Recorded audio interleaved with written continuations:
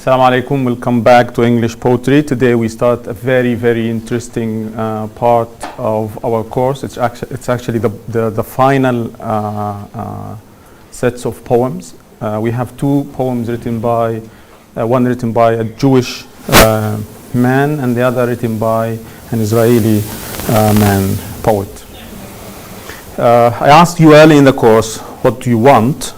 You know, I thought you would be like Sibel saying, we want to die. But you said you wanted Palestinian and Israeli poetry, and I think this shows how mature your thinking is. Not that if you say something else, you don't have that. But it's significant to study to see what Israel does, what the Zionist movement has been doing with poetry. So far we spoke about the thrilling aspects of poetry, how poetry transcends us, how poetry breaks the barriers and the boundaries and pushes the boundaries. You know, all these cliches we use to talk about how the aesthetic values of poetry, how poetry helps and contributes to the advancement of human thought and civilization, how poetry changes people, how poetry unites us, brings us together, etc., etc. Because poetry is universal, because poetry, you know, transcends all these barriers of race and gender and religion and geography and time, etc. However, poetry has also been used as a tool, a weapon by totalitarian regimes, by colonizers. And this is in part what Edward Said was doing in Orientalism, in his amazing book, Orientalism. Edward Said examined how the West, how Europe used literature in order to create certain realities, to change narratives, to change discourse, to present the others, Africans, Asians, people in the Middle East, non-white, non-European, non-Christians, as savages, uncivilized, in need of help, and that was the white man's moral obligation to go there, build civilization, civilize those people. And despite the fact that this poetry and literature, like, is still fascinating as a work of art, but thematically speaking, when poetry becomes an ideological tool, it loses its poetic value in many ways. I'm talking about this at a time we mentioned how Israel, we mentioned this many times, how Israel still arrests Palestinians for writing poetry. Darien Tatur is an example. We said what the Israeli general war criminal Moshe Dayan said about Fadwa Tuqan, how a poem by Fadwa Tuqan is like facing 20 Palestinian commandos. Now, the gist of what I have in mind here is that Palestine, and this is significant, was first and foremost occupied metaphorically in poetry, in literature. Because how can you ask people to move from one place, and this happened before the Holocaust, before, you know, there has always been anti-Semitism and racism against Jews around the world throughout time and place. But this is before, because the Holocaust was, khalas, the final thing. Let's go to somewhere else, and there were so many places, and Palestine sadly was the place. We're not sad. I'm not sure who said this. Was it what's her name? Rashida Tlaib, the Palestinian American congresswoman, who said, we welcomed the victims of the Holocaust. We welcomed those Jewish refugees running away from Europe, from the white man. And we don't regret this. But again, it's sad how the Zionist regime used the Holocaust in order to destroy Palestinians, to destroy Palestine, and to establish a state only for the Jews. So if you want to tell people, let's go there, partly you have to convince them that this place is what? Empty? And paradoxically, that it also flows with milk and honey, the biblical, you know, phrase. And also that there are no people there, yeah? There are no people there. And that God gave us this place. And you just keep doing this in literature. And if you do this, this includes a lot of exclusion and inclusion and fabrications and, you know, changing realities, or as the Trump teams would be saying, alternative facts. There are facts, and there are alternative facts. I have a very beautiful poem written by, okay, I'll start with the second poem, written by a Jewish poet. When I say Jewish, it's basically because he was born before, like he was writing before the establishment of Israel, so to speak. The poem is Tuvia. Please don't look at your book. I have something in mind. Don't. Close your book. Close your book. There, I said, Tuvia Rubner, a man born in Europe, not in Palestine. I set out of my temporary home to show my sons the place that I came from. And he means Palestine, he doesn't mean Slovenia or Slovakia. There, I said, I lay on the ground with a stone for a pillow, lower than the grass, like the dust of the earth. Everything has been preserved there. We passed through mountains, forests, and cities that were caves, and water gathered in pools on the way, and the roads were bad. The car bumped over ditches. I was born here, I said to my sons. My parents and grandparents were born nearby. Everybody is born somewhere. There was a house here, I said to my sons. And the wind came between me and the word. Last stanza. I set out to show my sons the place that I came from. Now I want you to take a moment, especially those who haven't read the poem yet, because the remaining two lines, the last lines, are actually the sons replying to their father. I want you to guess what the sons would be saying to the father, going through this beautiful experience. This is like a Darwish-like poem, right? Look at the first stanza. With a stone for a pillow, lower than the grass, like the dust of the earth. Everything has been preserved there. I was born here, my parents were born there. We passed by mountains and forests and cities and caves, and the water gathered in pools. Yeah, the road was bumpy. There were ditches. Look at this beautiful thing. I was born here. My parents and grandparents were born nearby. Everything is born somewhere. There was a house here, I said to my sons, and the wind came between me and the words. I set out to show my sons the place I came from. Yeah? Give me a guess. How would the kids, the sons, probably indicating that they're not just children, they are adults, at least teenagers. I said, don't look, listen to me. I'd say, like he said, everything was preserved here. The children would be saying, like, who preserved it? So you're going for the kids questioning their parents, their father's narrative. Yeah. That's a good idea. Why you didn't live there, my father, the children said. Okay, asking questions. So question, good. The idea of questioning, is in itself very good. I think they would believe them because of their. Oh, thank you, God, for Dad, for bringing us here. Their parents believe the myth of a land without people that Thank you. money and wealth. Their sons will be thinking the same stupidly way.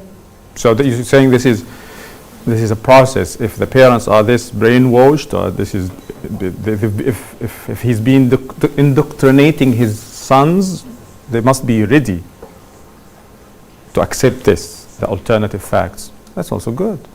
More, please. No, not you. Sorry, you looked. One more. Someone else. Yep. How would the sons be replying to their dad? Please. Maybe, do you have a picture of the whole old house? Do you have a picture of Yeah. Do you have photographic evidence? But if this was composed like 100 years ago, No photography. this is an old poem. Please. These sons were That's true, and they would add they would say something like it's better to stay in a place where everything is already, like we're living in, that everything is already secure. So they will be reluctant to accept the than to go to a place the alternative facts. heard about.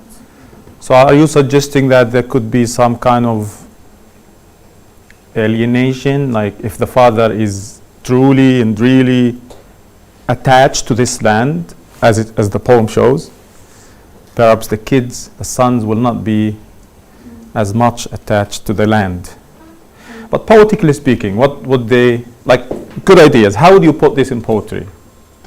Remember, poetry is not basically, mainly good poetry is not direct. Poetry that gives us answers is not, but poets say things in different ways. How would you, if you are the poet, how would you conclude? Our ideology or his ideology? Of course, you should be in his shoes. You have to endure the stink, of course. Yes?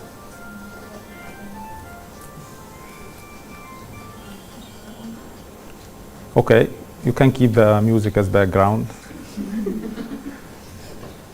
Yes, please. How would you do this? Okay, but I like your ideas. They are really, really very, very good ideas. This is what the kids say.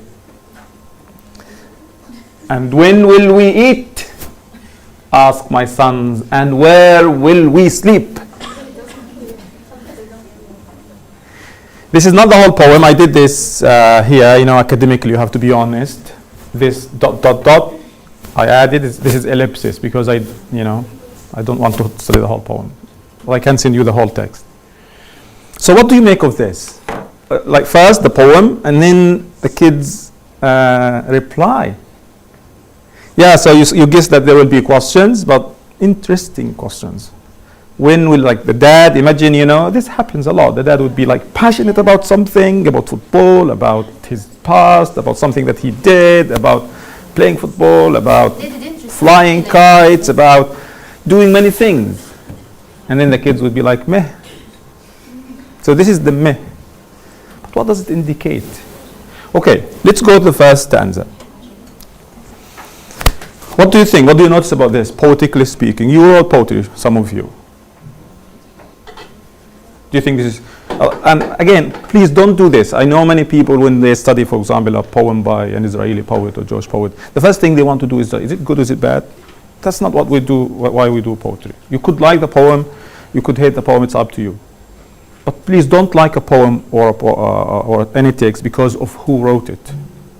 The death of the author. The death of the author could be significant here. But you can still love the poem from an artistic point of view, but still don't like what the poem is saying, what the poem is promoting. Please. Okay, first starting with the form, we can notice that it has it doesn't have a regular rhyme scheme. It starts with a pronoun. We have a conversation between the son and the father. So we have two characters basically in this poem. Okay. Sons. Okay. So, I don't want to comment more on the language and the rhyme scheme because this is translated from, I think, another language. I'm not sure if this is Hebrew originally, but that's something good to show. This is personal experience, starting with probably I being more important than the place here they're talking about. There are many I's here. There seems to be a dialogue. Because he said, I said to my kids, I lay on the ground, I was born there, my parents and grandparents were born nearby. But at the end, we realized that the other party, the sons, were not into this dialogue. I'm not sure if we can call this a dialogue. It's not perceiving because they were not reciprocating his interest, his passion. They were just caring about food, sleep. They don't care about. They didn't receive his feeling about that, like them going to the land. They didn't care about his passion, whatever he tries to convey to them. They cared more about food and dressed, physical. Look at the man, what the man did. I find this beautiful. I lay on the ground with a stone for a pillow, lower than the grass. like the dust of the earth. The simile here, the simplicity of the simile. Like I became part of this land. That simple. Because he claims that he belongs. Everything has been preserved. And then we passed, that's part of the journey, or some kind of journey of initiation, through mountains, forests, and cities that were caves, and water gathered in pools on the way, and the roads were bad. The car pumped. So it's not all, idyllic and romantic. There were some difficulties, basically. The roads, probably they're not as smooth as they are in Europe. There were so many ditches, holes, potholes.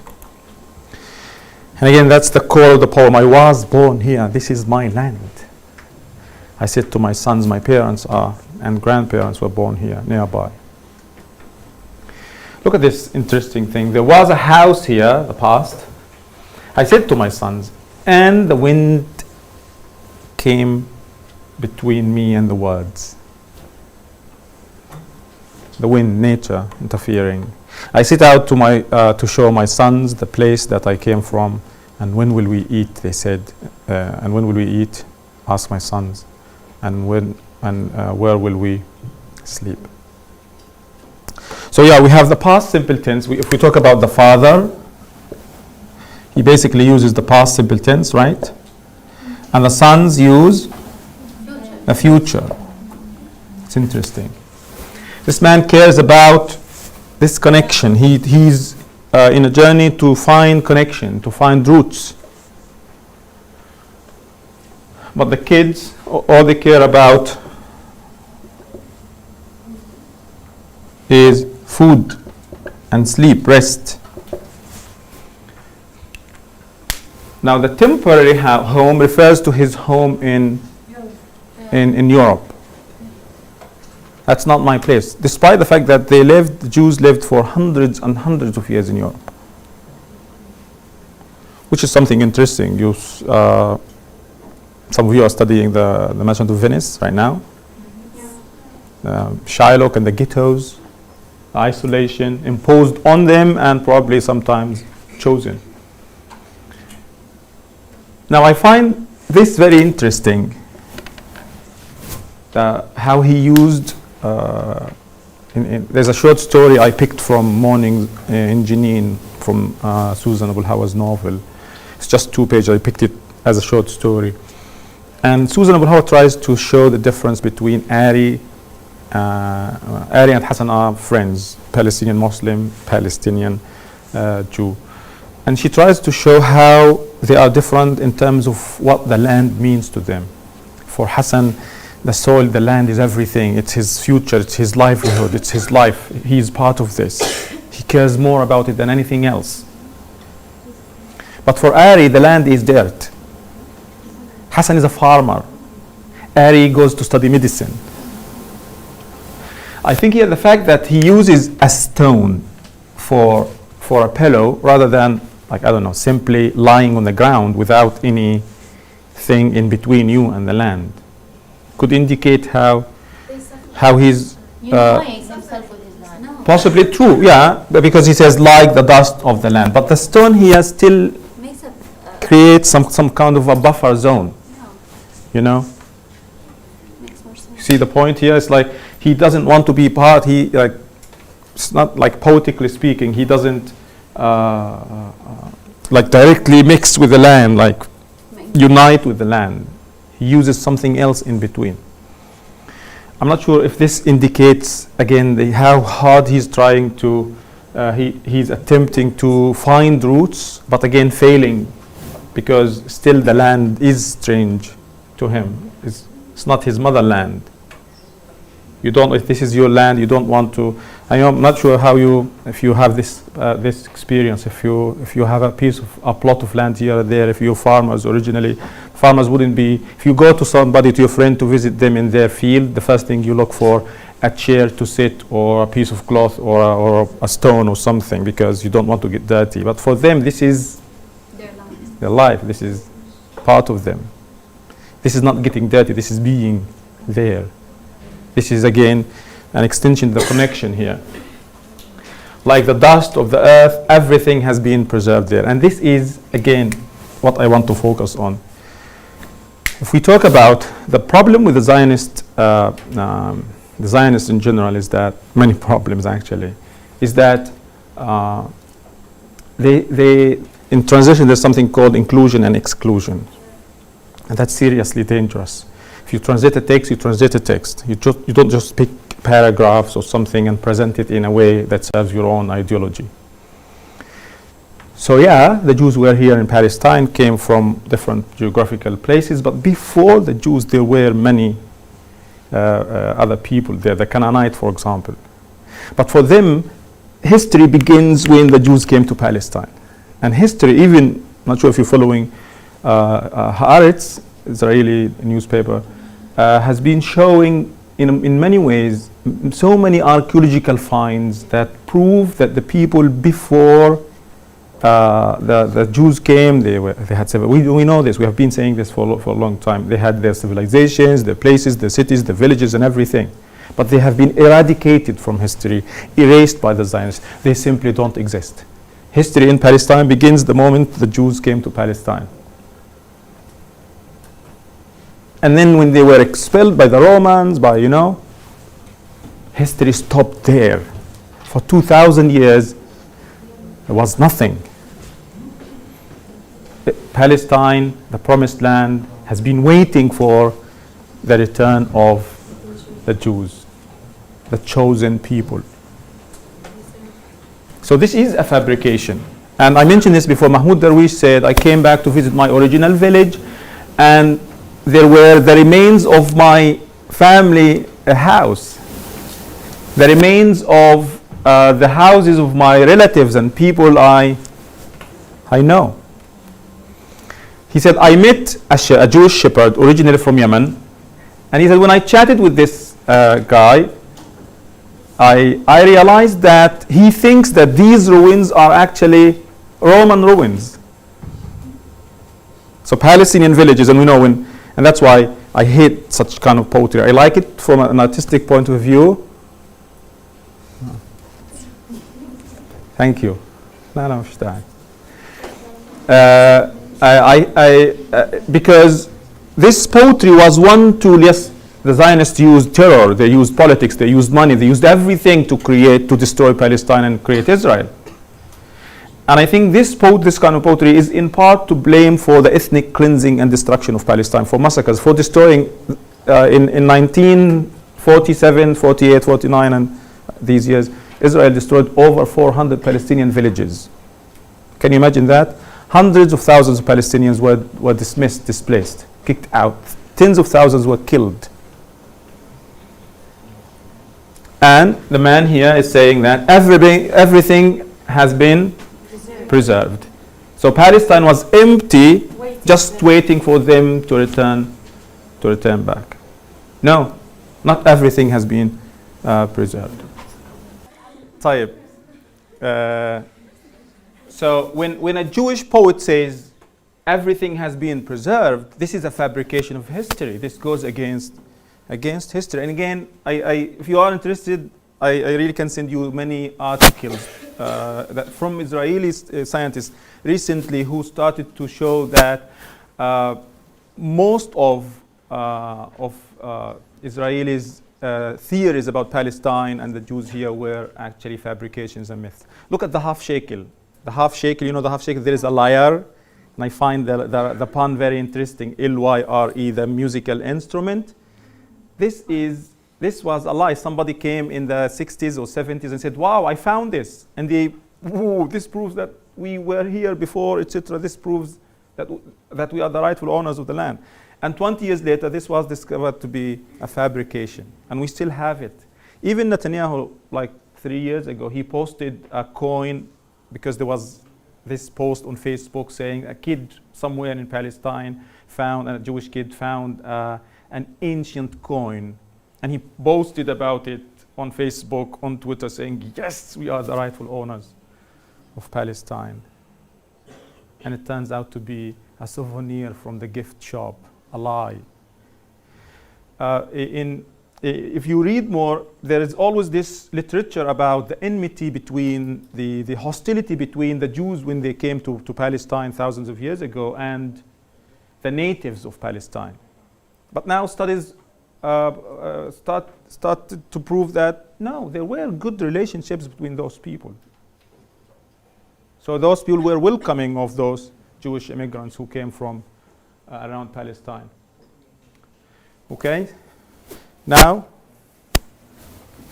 again, I'm not sure what he means here when he says the cities that were caves. I'm not sure if he refers to how in the past the Jews used caves and nature and mountains as places, or whether he refers to the existing natives, the Palestinians who are primitive, as to live in caves in the 20th century.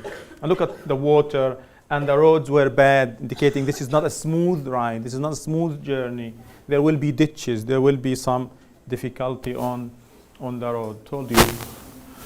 And again, we go back to this. I was born here. He wasn't. But again, he is erasing 2,000 years of history.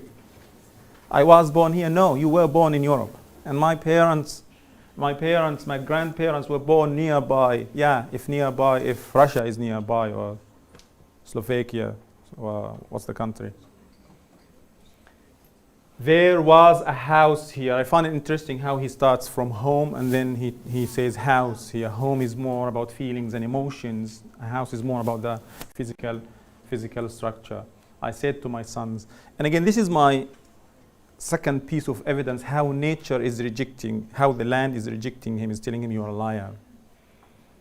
And the wind came between me and the words. We see this in comedies and movies, and somebody saying something and then a thunderbolt destroying the place, or something like stop lying or something. So the wind here, nature, which is part of Palestine, is saying to him, shut up.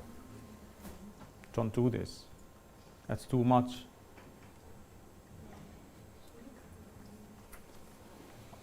Now the last stanza, again he repeats, I set out to show my sons. The repetition indicates how this is the same thing. He does this again and again, and he never gets tired. And that's possibly why the kids are fed up with him. Now, this could indicate that the sons are detached. They're not connected, as much connected to Palestine as his father. However, showing this gap. However, I think on a second reading, I think the poet is trying to shame the kids, the younger generation, to incite them, to shame them into what the hell are you doing, to provoke them. Not just to say that, oh, my kids are useless. The poem at the end, if you are a young man, and this is a very important topic, if you read it, is he sending a signal to the leaders, telling them that, be careful, our kids are not ready. Whatever we do, if our kids are not ready to go back to Palestine, we're not going to be successful. Because no matter what we do, how hard we work, at the end of the day, they're going to be like, and when will we eat and where will we sleep? Very interesting thing. Okay, I'll get back to you. There are questions here, I want you to think of the relationship. Is the speaker's relationship to the land genuine, and how is that? The father is in search for a connection with the land, while his sons care about something else.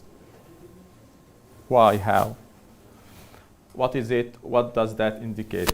This is a poem about Palestine, and that's my last point before I listen to you. And in Palestine. But where are the Palestinians? If this was written in the early years of the 20th century, I think there were close to 1 million Palestinians. Apparently we don't exist. Yeah, Palestinians don't exist. The poem erases them, annihilates them, eradicates them, takes them out. And therefore, I think of how politics and poetry, come together and play this important role. Now, Golda Meir, Israeli war criminal, and Prime Minister said that there is no such thing as Palestinians. They never existed. They don't exist. Now, this is a political statement, but I think it was made long time ago in poetry. Palestinians never, there's no such thing as the Palestinians. They never existed. They don't exist. And you'll find like other poems. I did some research on this. If you're interested, I can send it to you. That Palestinians are not mentioned. They're not there. But when they are, they're savages. They're uncivilized. They want somebody, to kill them, to kick them out, to civilize them, to send them out of Palestine. So again, this is how dangerous poetry can be as an ideological tool. So I'll give you 1 or 2 minutes to say something briefly about this poem, quickly. Can I say something about the existence? I said go on, so you don't have to ask. So when the kids said that where will we sleep or when we eat, so the Palestinian in these 2 sentences, they are the effects of them in their existence. Maybe some other kids know about technology, watch some videos about Palestinians in the land, and they sure that this land is. But again, it doesn't mean like all sons are going to be reacting in the same way. So if you're saying Palestinians will, I'm sure that Palestinians who were born in America in the diaspora, when they come to Palestine to visit Palestine, they're not going to be, yeah, food is good, I want to eat, but it's not going to be your first concern or your first question. Thank you. You said that the roads were bad and the wind that stopped his words are proofs for that the nature is rejecting them. But I saw that his way to prove to his children that they were the first there, for that if there were first people before them, they would fix the roads and build houses, and they would. Yeah, possible, but again, don't compare a country that has been under occupation and European invasion for hundreds of years to Paris or London or other European cities. Many people make this mistake. So there was this person arguing that in terms of European definition of what a city is, yeah, there were no cities not only in Palestine, but in Africa, in the Middle East, in Asia even. We talk about close to 1 million people living in Palestine at that time. If those people didn't exist, then those people who say Palestinians don't exist or didn't exist are mass murderers, they're genocidal. You said that the tenses are like past tense and future tense, but in the last stanza they ask my sons. It is like present. So exactly. The son, like what I'm saying is that because this is also the present is close to the future here. So he said, we passed, I said, right? I said, and then I said again and again. I said, the wind came, but the reality came, etc. The reality is the son, the kids are in the present and the future. They care more about what's going on now and what's going to happen in the future. does that indicate that Unlike this is the current situation now and we have to change it? possibly, yes. Possibly, yes. So that's why I'm taking this poem as some kind of shaming the sons. For God's sakes, do something. If you want to live in the future, if you want to change your now, you have to start from the past. Yes. Finally. I feel that the tone in this poem, like the father is trying to convince the children, as if this the first time that I told he's telling his children about this land. It's like a surprising thing, and the children are not interested in listening to their father. And there's something else that. Wait a minute. I think there is an indication that he's been doing this for years and years, again and again and again. This is not the first time. So they're either bored, fed up, or probably this is what every time. they say. I'm sorry, we're not running out of time, and I have to go for the other poem. We can continue the discussion online. Told you. So the second poem is this, again, a fascinating poem by an Israeli poet named Yehuda Amichai. Yehuda Amichai is like Mahmoud Darwish for us Palestinians. He is the prince of poets. Last class, I gave you some time to write a reflection on this poem. Some of you spend a lot of time trying to prove who the poet is. I don't care. We usually care about, because remember, there will be an unseen poem before your final exam. There are steps to do. You look at the form and the sounds, at the language, at the poeticality of the text, the figures of speech, and try to bring together how many of these or all of these can contribute to enforcing a particular theme or particular idea. So the shape of the poem is interesting. There is space here, like 3 stanzas.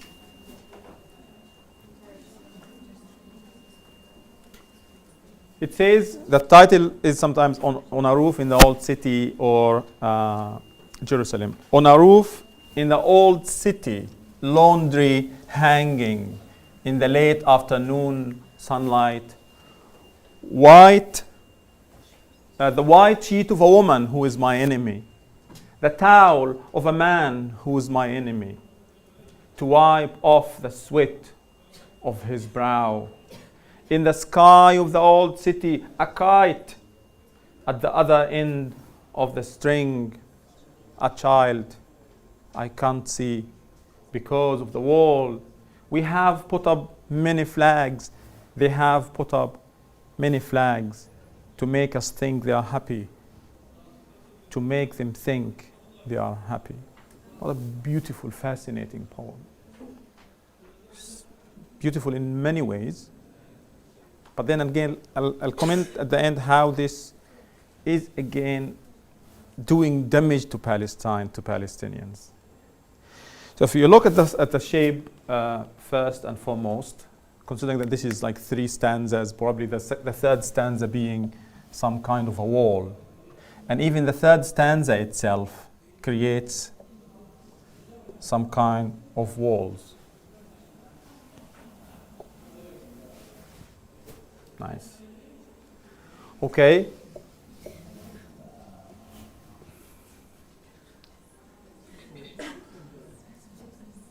So the speaker is an eye. I can't see. How many eyes do we have? 1. And then yes? My enemy, his.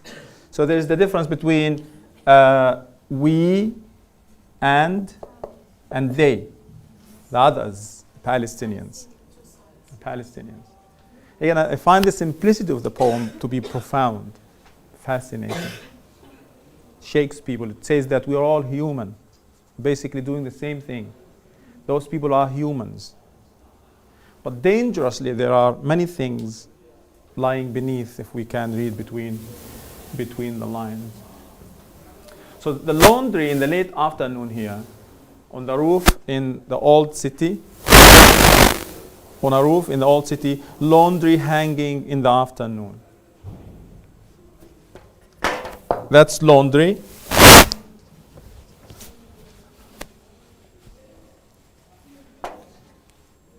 What he sees is interesting. The white sheet, the sheet being white is interesting. The towel, the sweat, like an indication. But there are no people there. The people are just out of the frame. We see their belongings, their things. If the man is on some kind of a roof in Jerusalem, I don't know, on a recliner, probably smoking.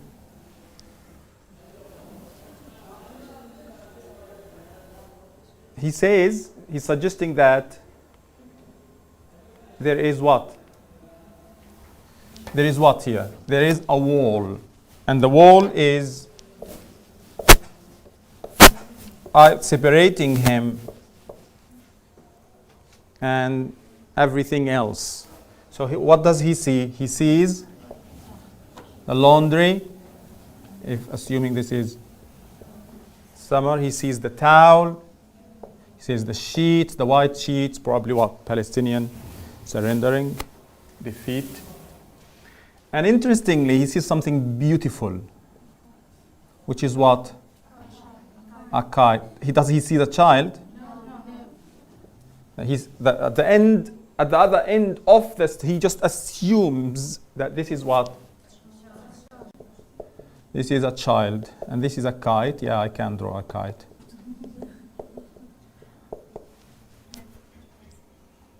It indicates innocence. Innocence, freedom, Normal life. normal life, creating a normal life. Humanity, like It's like, see, Palestinians can fly kites. Everything is fine. But he's not sure because he says, I can't see. Thank you very much. But again, he can't see, but he's certain that this is a child. Basically, because mostly it's kids who fly kites. Look at this, kite, child, and then how interestingly he builds a wall himself in words. So there is the physical wall. There are many walls in Jerusalem. Some of them are very historical, very ancient. Some of them Israel built. It's not like, there's a wall here. We can't see each other. We can't communicate. We can't speak. And this is again part of how alternative facts are offered. Israel caused this. Israel built the wall. And this is very dangerous because this presents, liberal Zionists always do this, he presents people as equally to blame for what's going on. There's a wall, Palestinians are to blame, Israelis are to blame. He himself is building a psychological wall. He's also building a wall in words. Look at this topography of the poem, the shape. You should have noticed this. You should notice everything. So there's the kite here, and at the other end of the string, there is a child behind the wall, and he's saying this, I can't see because of the wall. Who built it? Probably just fell down from heaven. And then there are some things here. What? Flags. Palestinian flags, and then also Israeli flags. Yeah? Whatever they are. But look at this. Also something that I thought of. In Palestine, in Jerusalem in particular, you're not allowed to fly to raise Palestinian flags. You could be brutalized. You could be sent to prison. Probably you've seen videos of Palestinians raising Palestinian flags, attacked. In the first Intifada, Palestinians were sent to prison for 6 months if they had a Palestinian flag. It was a taboo. And until this very day, you're not allowed. We see Palestinians raising Palestinian flags in Jerusalem here, and then sometimes they're just taken violently and dripped because Palestinians don't exist.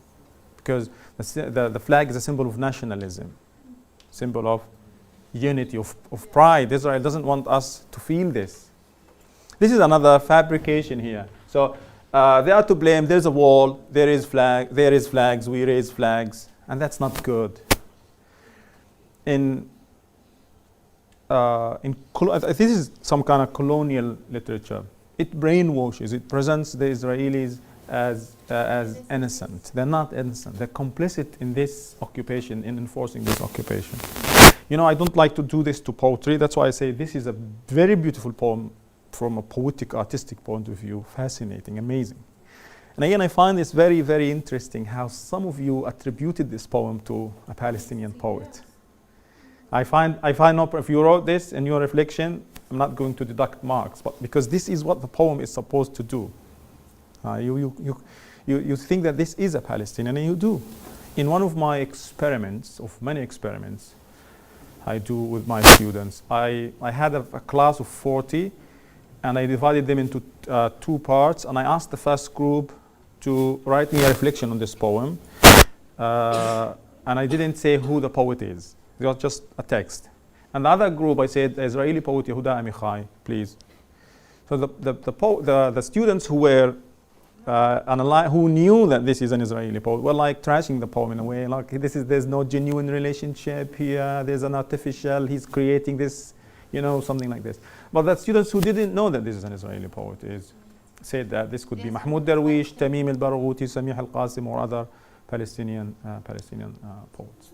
This is cute, but at the same time, from an ideological point of view, this is dangerous, because it presents the Israeli occupation as innocent, the victim and the victim. Never bring the occupied and the occupier, the colonized and the colonizer, the oppressed and the oppressor on the same That's exactly scale. what made us suppose that it couldn't be Palestinian literature. Palestinian literature has its own features. And one thing it never does is make the two sides equal. But I'm not, okay. Okay, I find this interesting. If you said this, that's really good thinking. But at the same time, we don't assume that there are very clear-cut differences between Israeli and Palestinian poetry. In another thing, I'll conclude with this and see what you have to say. The other thing I found very interesting, I did some research on how, that was in my MA, how Palestinian and Israeli poets represented Jerusalem, the representation of Jerusalem in Israeli and Palestinian poets. And I found so many striking similarities. But there were also some profound differences. Generally, Palestinians are outsiders. They don't have access to the city.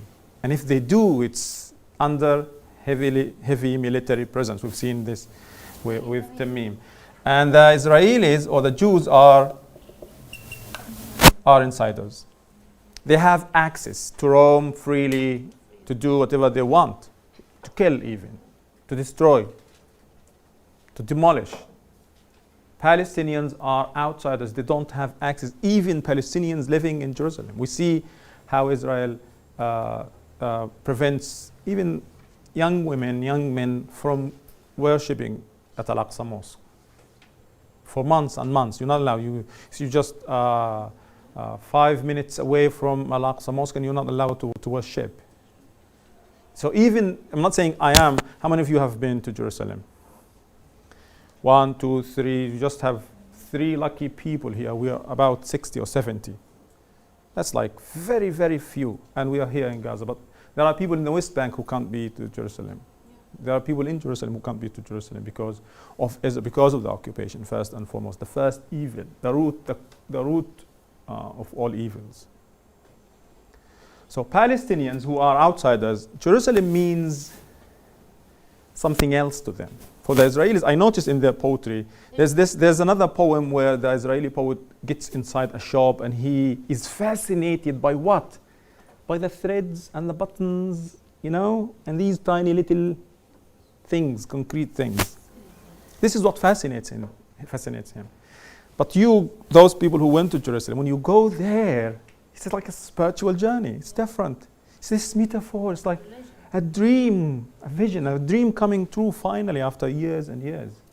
I know you go there also for the kayak, but also and you take pictures, right? And you're proud of this, you love this. But you go, you pray.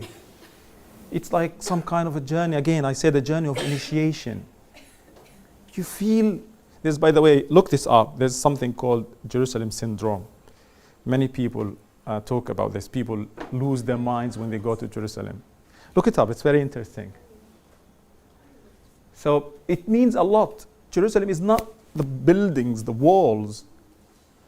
It's also this spirituality, this connection we have with our parents, grandparents, great-great-great-great-grandparents with the land.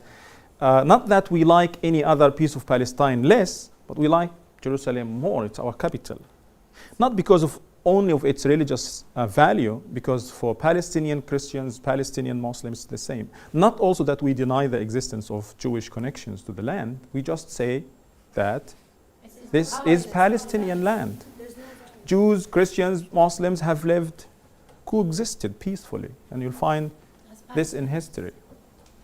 So the outsiders, Palestinians, they look at this beautiful, spiritual, poetic aspect of Jerusalem. Look at Tamim. That's why Tamim says, في القدس باع وخضرة من جورجيا برم بزوجته يفكر في قضاء إجازة أو في طلاء البيت وسياح من الإفرنج شكر تراهم يأخذون صورا مع امرأة تبيع في ساحات العالم. This is what they see. Those who live, the occupiers, the intruders, the aliens who live in Jerusalem, you just think of a paint job, how to spend a vacation here or there. Just want to take pictures with a street vendor selling vigil. They don't feel spiritually attached. I'm not saying that all of them don't, but basically. And another interesting thing, many of those poets, Israeli poets, look at Jerusalem as a city like people in London and Paris look at London and Paris respectively, as a source, as a place of sin. The city is a place of sin and corruption and vices, not us. We see, and for us also Palestinians, remember, Palestinians, for us Jerusalem brings us together, unites us. That's why most Palestinian, almost all Palestinian poems about Jerusalem brings Christians and Muslims together. Interesting. That's why Tamim again says, فَالْمَدِينَةُ دَهْرُهَا دَهْرَانِ. There are two Jerusalems. Ours and theirs. You are not in our mood, the same thinking. Yeah. So what does this man see in Jerusalem? The laundry. Allah يعطيك العافية. The laundry. The laundry. You go to Jerusalem to look at people's laundry. Okay. Thank you. The laundry, the sheet, the towel, the white sheet, the towel. Okay, I'm raising questions here, and I'll give you 5 minutes to say what you have to say. How does the poem represent Jerusalem? Do you like that? Does the poem represent Jerusalem as should be, as a Palestinian would do? Not that there are very clear-cut differences. There are several walls in the poem. Discuss. Several walls, not only the physical one. Comment on the poem's lack of dialogue. And again, where are the Palestinians?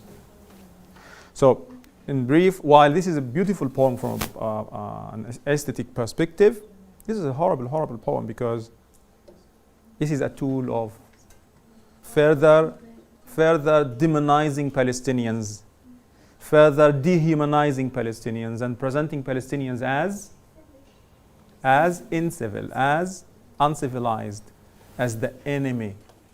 The woman is the enemy. The man, just for existing, just for being there, for being a Palestinian, labeled the enemy. However, listen, because this man was also critical of what Israel, the occupation, did, some of what the occupation did. Many would take this as an ironic thing when he says, the man that is my enemy, the woman that is my enemy, would take this as an ironic, being critical of Israel and Israeli policy. You could also look into that. Please, say something. Please.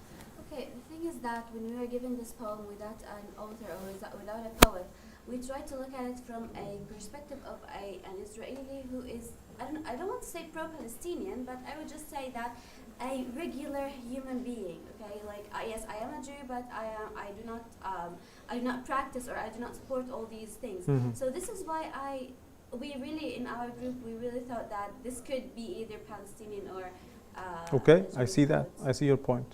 More, please. Can we say that the writer or the poet of this poem that he is or he agrees with the two-state solution because he liked that. If you take this ironically in a sense, he criticizes the wall. He seems to be saying the wall is not good because it dehumanizes. But he himself is building actually two walls. Yeah. The physical wall, there's the physical wall in Jerusalem. There is the physical wall in the poem. And there is also the metaphorical wall he's building by alienating Palestinians. The two-state solution is one of the biggest myths and lies that were ever said. There can't be a two-state True, solution you're right. because each part takes the other one. Even if they say that they don't. In reality, on the ground in the West Bank, there is no way for a two-state solution because Israel has, They raise their you know, children to hate us. it's not about that. There is It's not about that. It's also about the reality on the ground in the West Bank. If you have a look at the map, Palestinians live in cantons and what's the word? Like in isolated ghettos, like in South Africa. So even if you want to move from one village to the other, you need permission, and you need, to go through. There are roads for Jews only. There are roads Palestinians, non-Jews are not allowed to take, etc. So on the ground, Israel has made it impossible. But Israel is selling this. But this is politics. I don't want to get into politics whether you like one state solution where everybody is equal, one man or woman, one vote, which Israel rejects categorically. Please. About the walls, I don't think he applies the wall existence ironically, because maybe he says this wall is existed because of the Palestinian existence. So those Palestinians are... Where is your indication in the poem? You're saying, I don't see him blaming Palestinians for this, for the war. He says the woman is my enemy. Oh, okay, yeah, okay. So you're talking about this, how Palestinians build these walls by being the enemy. That's Also, those walls will be also not existent. okay. Thank you. How he reacts towards the wall and towards Jerusalem is totally different about the Palestinian. Like in a Palestinian poet, when a Palestinian poet mentions Jerusalem, he will automatically emotionally be evoked, like he will cry. So in a Not necessarily, not usually, but more or less, yes. When he said like يا أيها الباكي وراء السور, so he is crying upon Jerusalem and what happened to it. That's right. So it's attached to its. It's a very spiritual, very emotional, very sentimental experience, not just someone here coming to watch. And I find laundry interesting because it could be like actual laundry or فضايح يعني, something like this. Defeat. The poet in a way or another is confessing that the fight between the two parties is meaningless. And please don't say, sorry for interrupting you. Many of you wrote conflict. This is by no means a conflict. This is by no means a conflict. This is a brutal, aggressive occupation of our land. Many of you say the Israeli-Palestinian conflict, the Palestinian-Israeli conflict. This is an occupation, a brutal, medieval, imperialist occupation. So yeah, you're saying? Yeah, I agree with what you said. I'm talking about how he finds this occupation or the issue between the two parties as merely meaningless. It is merely flags and a wall that he doesn't see the point of. So that's kind of not seeing why are those people fighting. Thank you. That's a very, very, very amazing idea. Thank you. You'll see many liberal Zionists stripping the cause here, the issue, from its politics and political issues. Just a humanitarian. Oh, let those poor kids fly their kites in peace. Why shouldn't this man be, this woman be, peacefully doing the laundry? I think we should, Palestine for them is like only a humanitarian thing. It's not like, and those liberal Zionists are very dangerous because they don't oppose the occupation per se. They don't call for the end of the occupation. They don't call for complete rights for Palestinians. They just want acute occupation, an occupation that would kill Palestinians not by massacring and bombing them, but by probably starving them, besieging them, or if you kill them off camera, off stage, because you're making us look bad in the West. Like you have 30 seconds. The poet is not satisfied with the conditions that they are around now, because he says that they think they are happy and we think that we are happy, but that doesn't mean that he wants a peaceful solution, because previously he said that my enemy. Also, I want to say something about the position. He positions himself in a higher. Thank you. Yeah, that's a very smart thing. Yeah, he's on a roof. He's up above. He's also detached. This could be one. Remind me of in Hebron, they have a neighborhood where our Jews are living above, and they strategically, you'll see, you go to the West Bank, all the hilltops and high areas have been, even Jerusalem, West Bank, Nablus, Al Khalil, they were taken here. Brief. Brief. First time I read this poem, I find it's a Palestinian poem, and it's very painful because this man, like, look at the trivial things. They deserve to be our laundering, not their laundering. And the walls, he mean by the wall that the restriction maybe the UN put it in. UN? Yes, put on us to not defend our country. Okay, so you're taking this as if this is a Palestinian poet. But yeah, now we know that this is not a Palestinian poet. Somebody raised their hand. She said because you cannot see this child, he's in a hard place. No, because like maybe he's walking on the ground, he only can see the kite. The text says the on a roof in the old city. What's that? Say again. The poem clearly says on a roof, positioning the poet on a higher place. The wall is so high, not that he's on high. Okay, briefly. The whole tone of the poem sounds to me as a condescending person who's trying to prove that I think equally of the other side, although he's clearly condescending. I think that they are oh look, they're humans, they have laundry, look. Like he discovers something. Somebody is flying a kite. Yeah. Briefly. You said that there is Palestinian in the poem. You asked where is the evidence. I think when you said wall, that already means that wall separates between two extremes. So it means there is Palestinian and this. But it doesn't mention who built the wall, who is erecting the walls, the physical walls, the occupation being the first important wall. Anyway, I'll post this poem on our Facebook group. You can, if you have more points, more things to write, you're welcome. Thank you very much, ladies, and see you inshallah soon.